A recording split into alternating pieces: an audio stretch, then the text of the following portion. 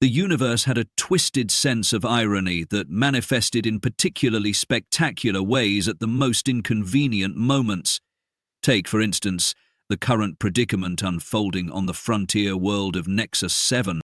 "Absolutely marvelous," muttered the human, adjusting the settings on her bioscanner while completely ignoring the fact that certain death was approximately 12 meters away and closing. The scanner emitted a series of annoyed beeps. If machines could express exasperation, this one was practically rolling its metaphorical eyes. "Quiet, you," she scolded the device. "I'm trying to collect unprecedented data here." The unprecedented data happened to be attached to 800 pounds of apex predator, known in xenobiological circles as Mordra Thanatos, or, as the human research team had dubbed it, the Nightmare Blender. Its massive quadrupedal frame supported a torso covered in overlapping chitinous plates that glistened with a bioluminescent sheen under the amber light of Nexus 7's twin suns. 6 eyes, arranged in an unsettlingly asymmetrical pattern, tracked the human's every movement, while appendages best described as scythe meets tentacle twitched with predatory anticipation. This particular specimen had been responsible for the complete evacuation of 3 separate mining operations and the tragic, but admittedly impressive, consumption of a fully armed security detail. The evacuation reports contained phrases like "unstoppable killing machine" and "demons made flesh" and "oh God, why?" repeated with alarming frequency. The research outpost, in response to these incidents, had established a simple protocol: emergency evacuation upon visual confirmation of the species within a 50-kilometer radius.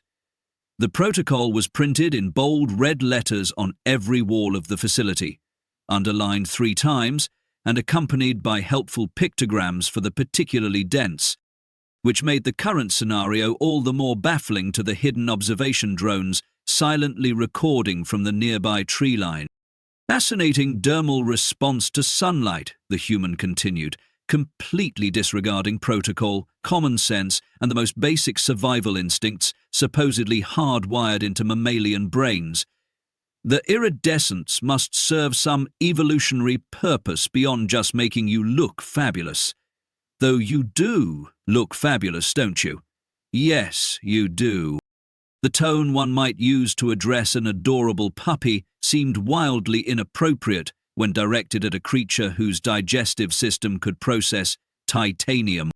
The Mordra Thanatos slowed its approach, tilting its massive head in what almost resembled confusion. This wasn't following the usual script. Typically, prey ran, screamed, deployed weapons, or some combination thereof. Occasionally, they froze in terror, which was convenient if somewhat unsporting. They did not, as a rule, complement a predator's exoskeleton while taking readings with scientific equipment. Back at the Galactic Council headquarters, the emergency monitoring station had erupted into chaos. "What is that human doing?"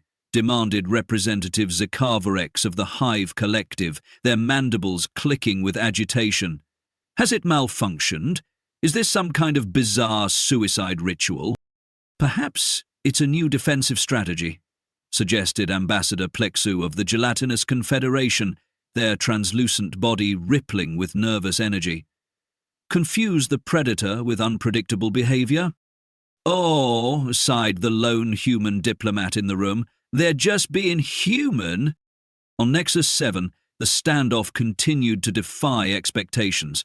The predator had now completely halted its advance, maintaining a distance of approximately 5 meters, close enough to strike in milliseconds, yet oddly hesitant.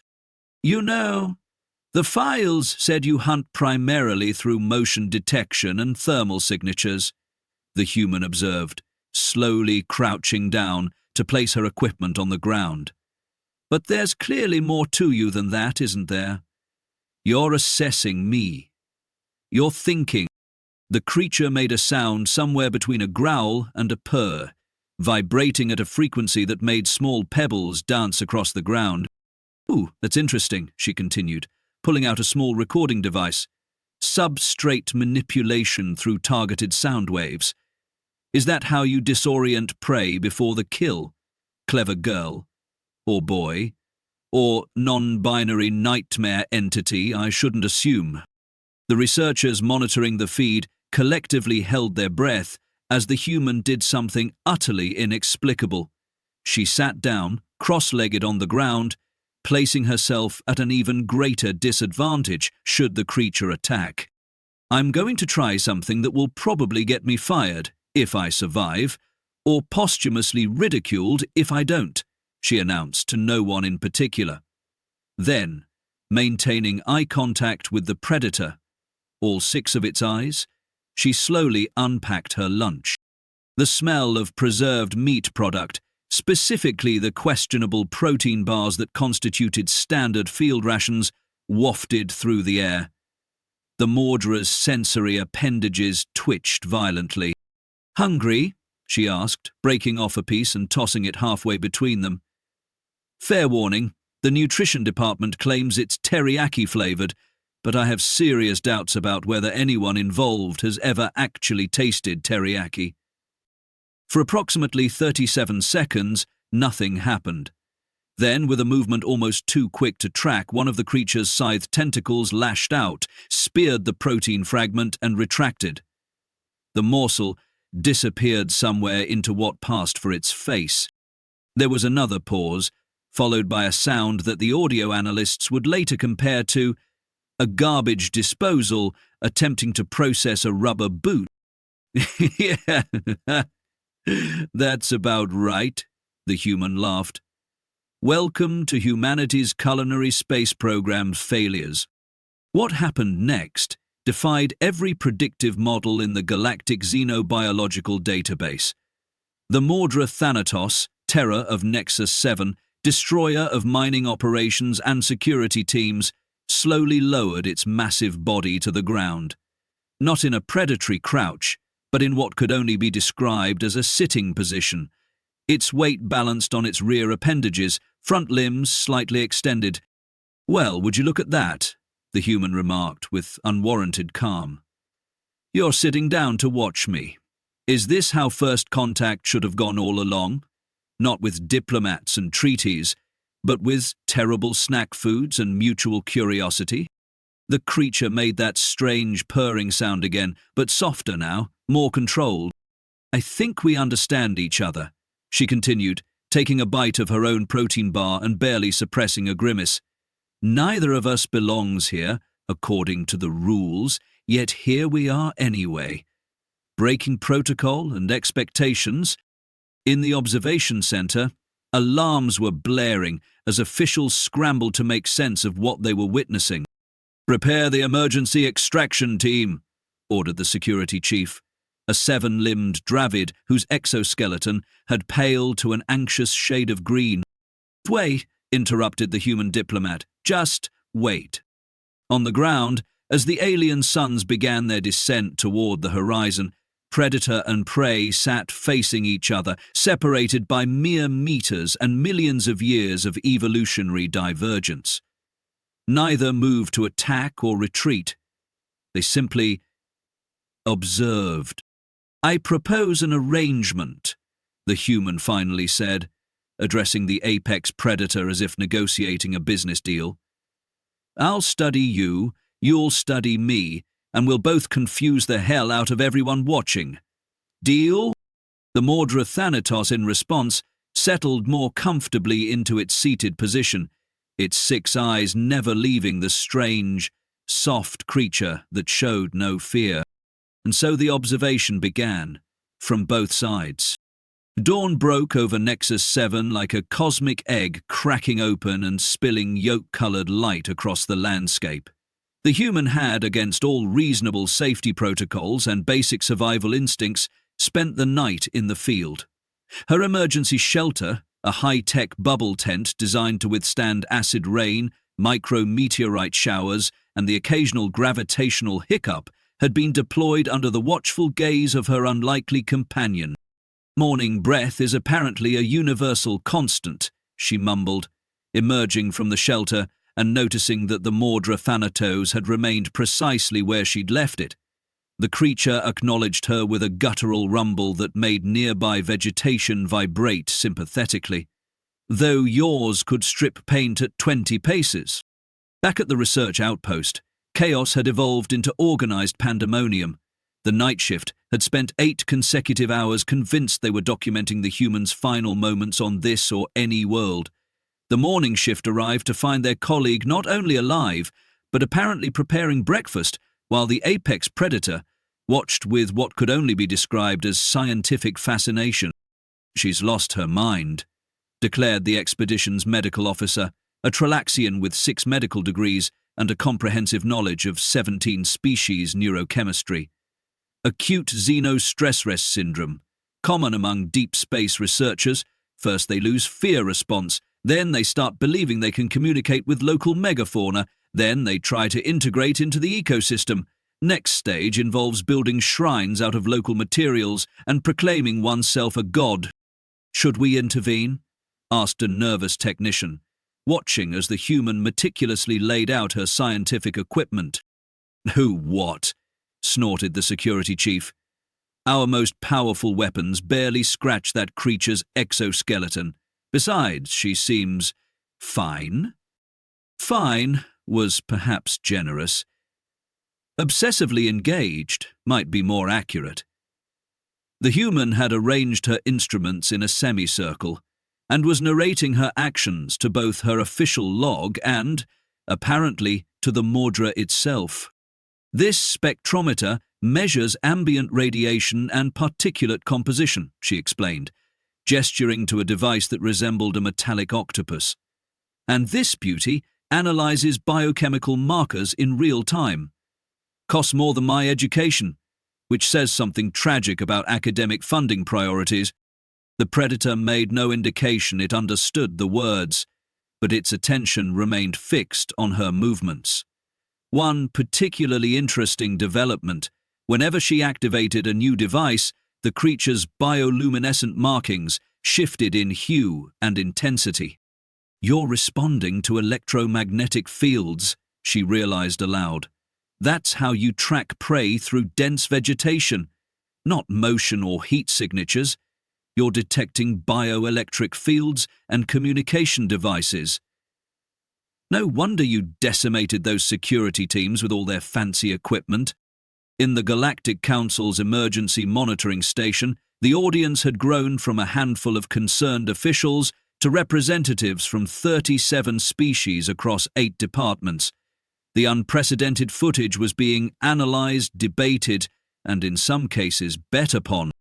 20 credits says it eats her before local noon, whispered an intern from Stellar Cartography to her colleague. 50 says she's actually going to successfully study it, countered the colleague. Says they become friends and overthrow the local government, added a third voice belonging to a particularly jaded bureaucrat from cultural integration.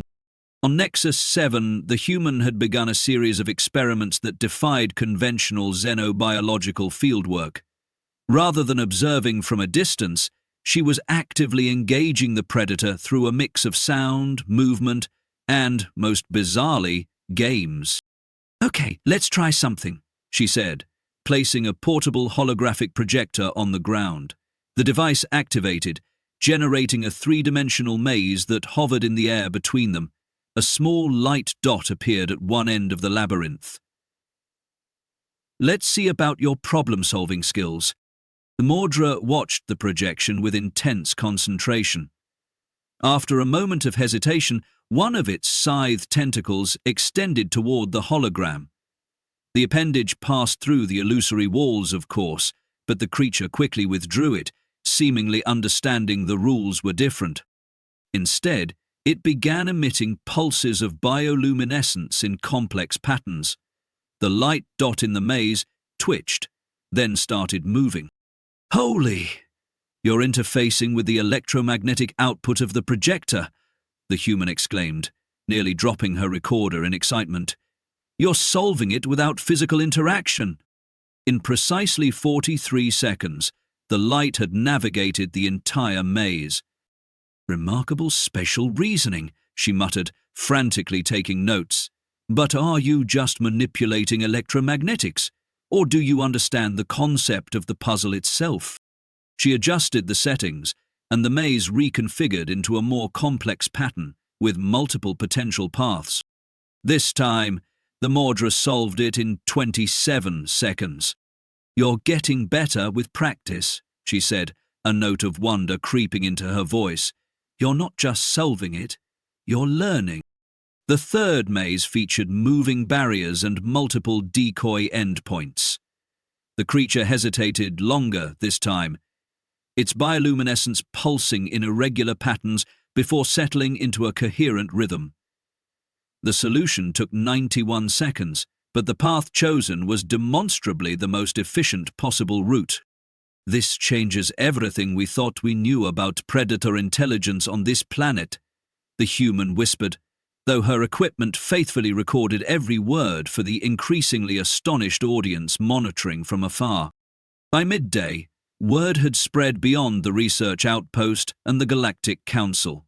Amateur xenobiology forums buzzed with speculation. News networks from 17 systems had picked up the feed. A quintillion religious sect declared it the prophesized communion of predators and began preparations for their apocalypse celebration, which, ironically, featured a buffet. The human, blissfully unaware of her growing audience, had progressed to more sophisticated experiments. She'd arranged a series of objects, sample containers, tools, components from her equipment, in various configurations, and was documenting the Mordra's responses.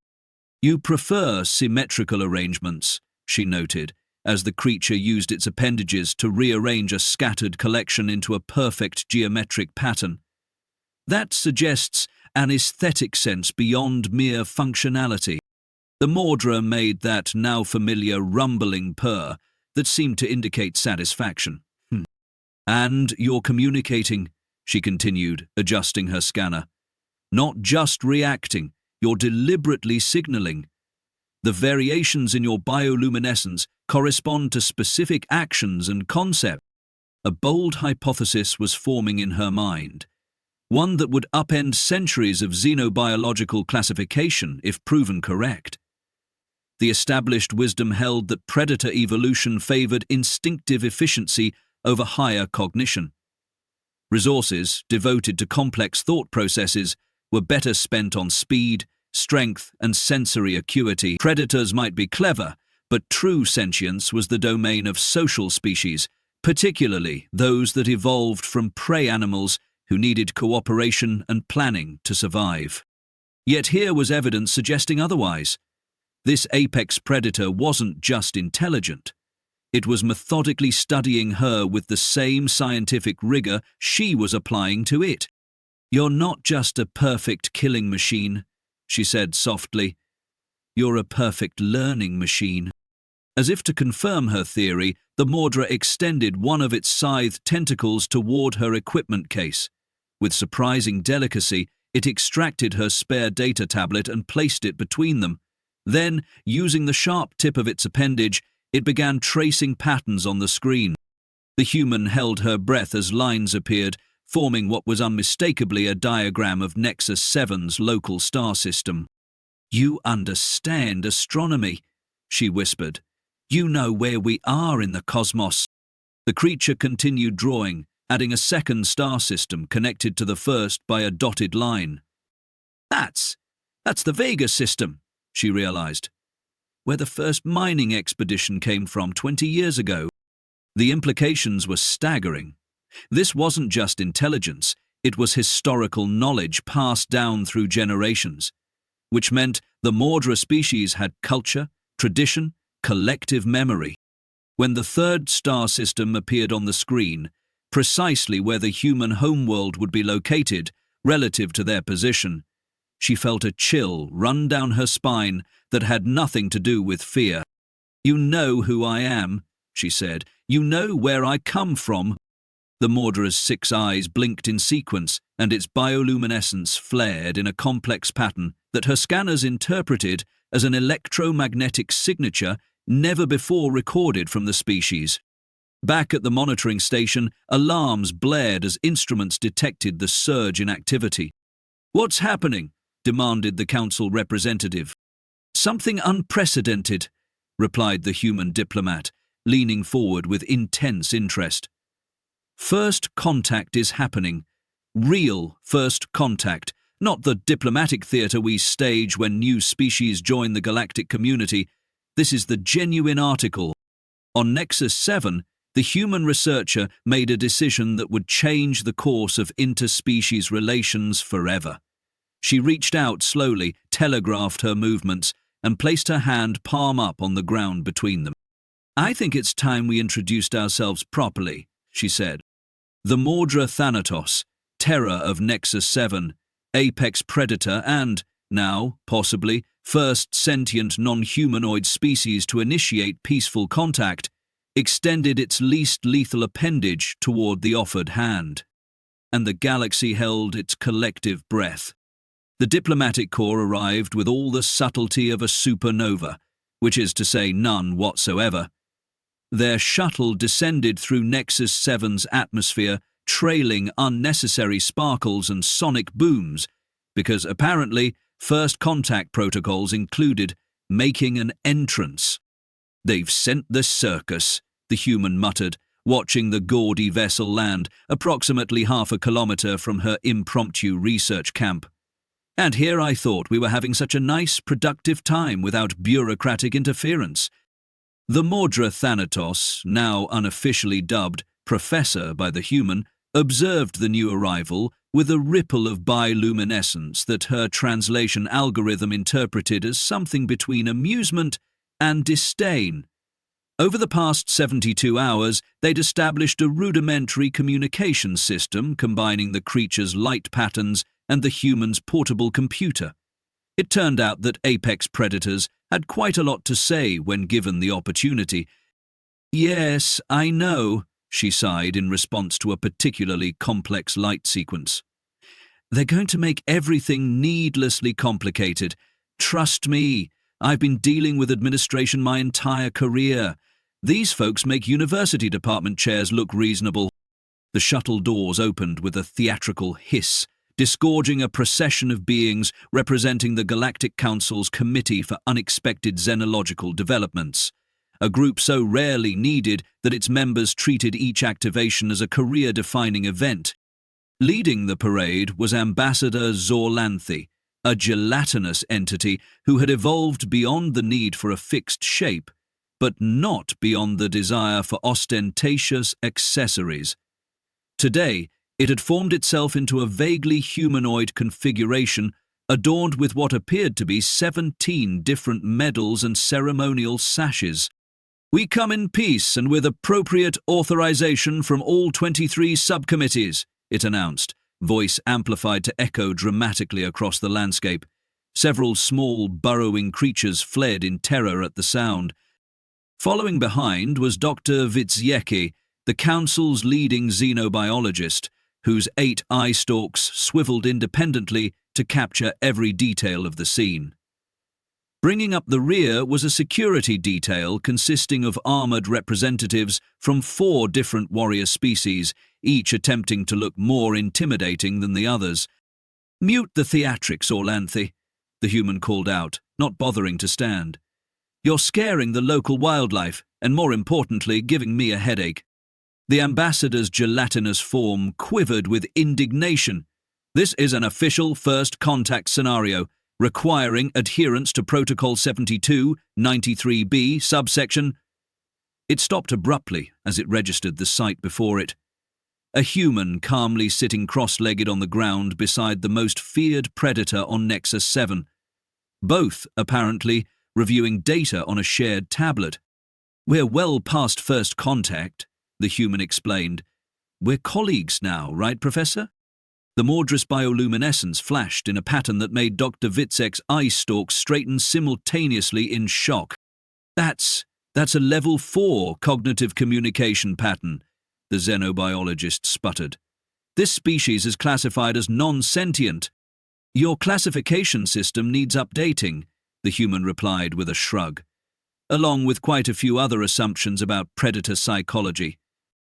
Over the next hour, the human delivered an impromptu lecture that shattered centuries of established xenobiological doctrine. The Mordra species, far from being mindless killing machines, possessed a complex social structure, multi-generational knowledge transfer, and a sophisticated understanding of their ecosystem and beyond. Their predatory nature hadn't inhibited higher cognition, it had demanded it. "They're not just smart," she explained, displaying comparative brain scans on her equipment.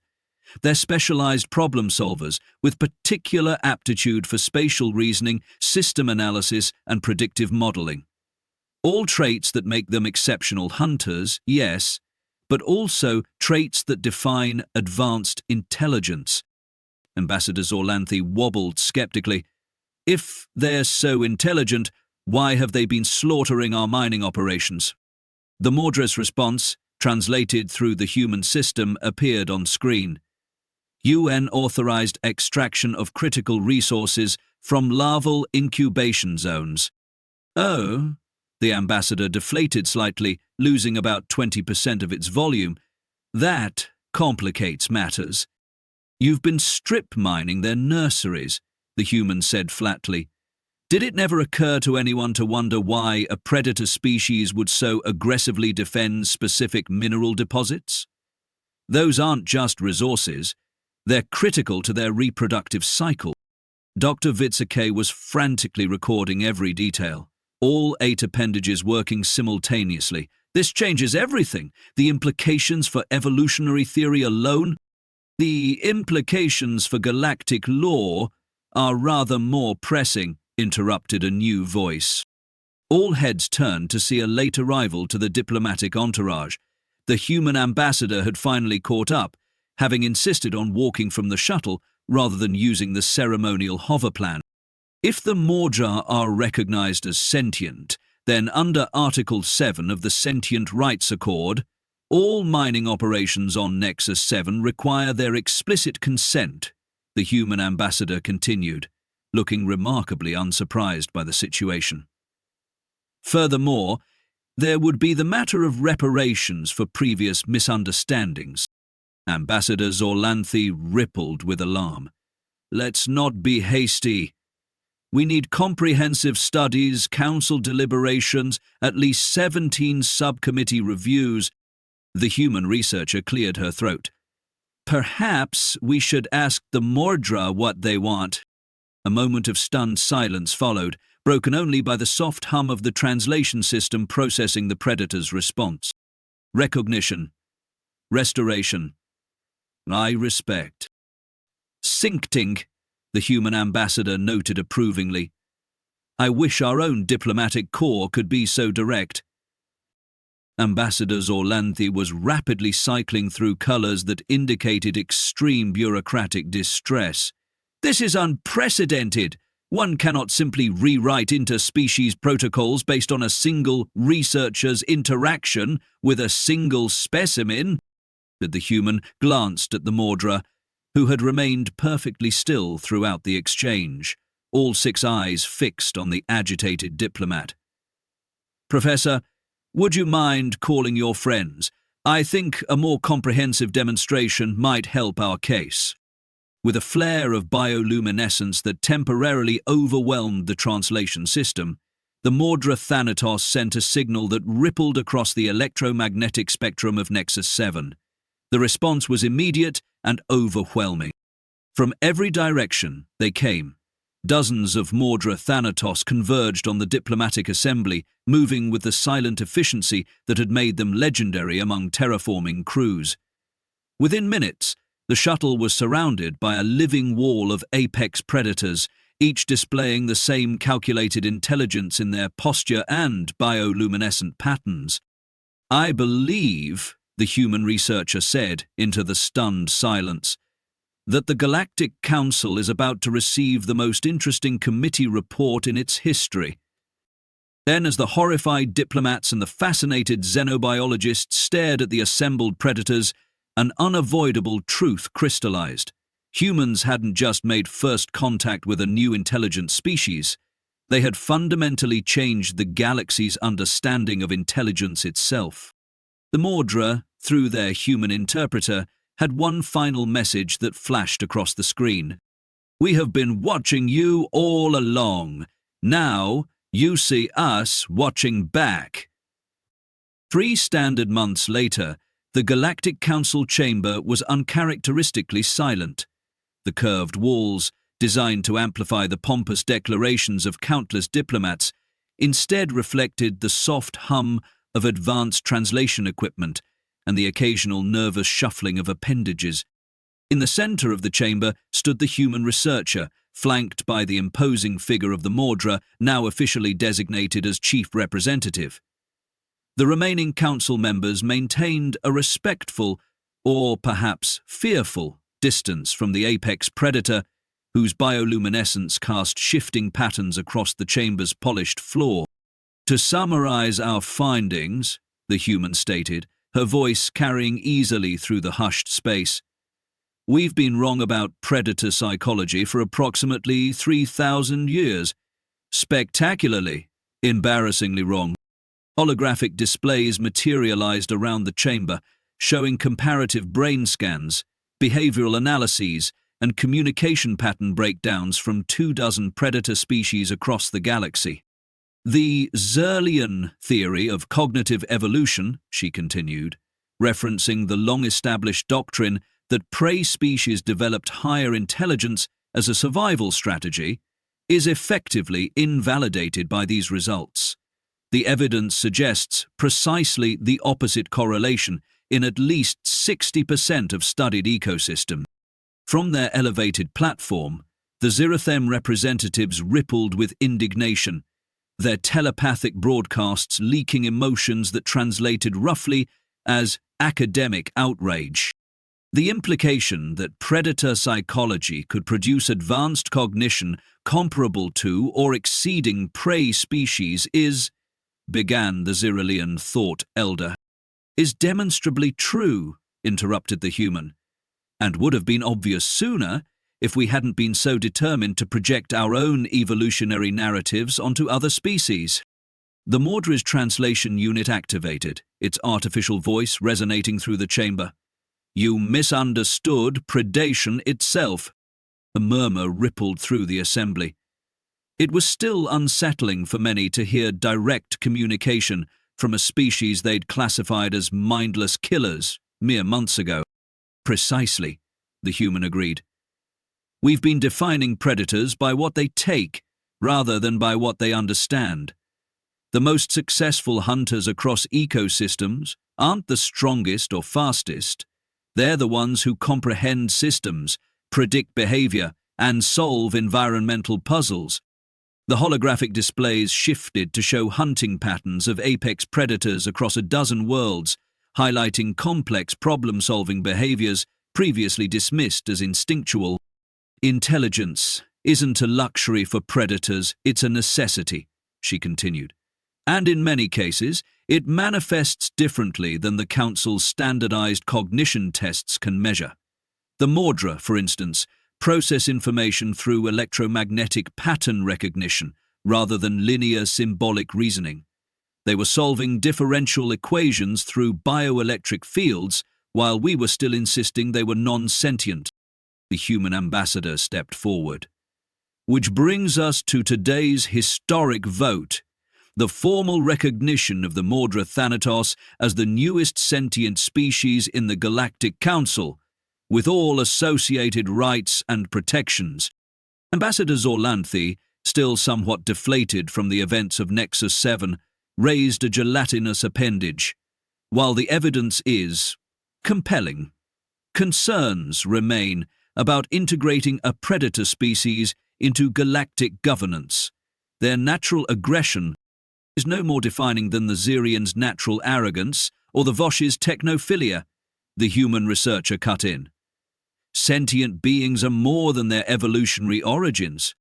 The Mordra chief representative's bioluminescence flashed in a pattern now recognizable to many as amusement. The translation followed, "We have watched your species destroy planets for resources. Who is the predator?" An uncomfortable silence fell over the assembly. "Perhaps," suggested the human ambassador into the awkward pause. We should proceed to the vote. The results were displayed across the chamber's main screen. 127 in favor, 42 against, 13 abstentions. The Mordra Thanatos were officially recognized as the newest members of the Galactic Council. As the formal proceedings concluded, the human researcher found herself alone with the Mordra chief representative in one of the Council's many observation lounges. Through the massive viewport, the spiral arms of the galaxy stretched out before them, glittering with the light of billions of stars.